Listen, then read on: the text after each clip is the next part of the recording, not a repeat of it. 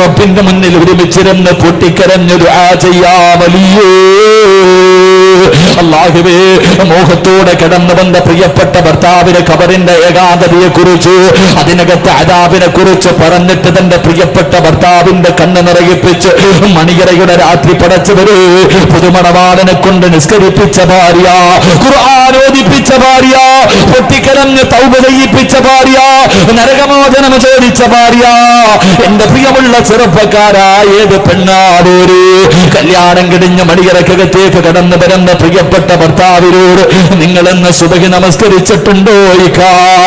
ഇന്ന് സുബഹി നിസ്കരിച്ചിട്ടുണ്ടോ? ഏത് പെണ്ണാ ചോദിക്കാറ്? ഏത് മണവാട്ടിയാ ചോദിക്കാറ്? അതുകൊണ്ടാണ് പൊന്നുമോനെ അല്ലാഹുവിന്റെ പ്രവാചകം പറഞ്ഞത്, ദീനുള്ള പെണ്ണിനെ വേണം വിവാഹം കഴിക്കാൻ. എന്റെ പ്രിയമുള്ളവരെ, ഓഡിറ്റോറിയത്തിൽ നടക്കുന്ന ഒരു പച്ച വ്യഭിചാരമുണ്ട്. ജന്മം കൊടുത്ത വാപ്പമൻ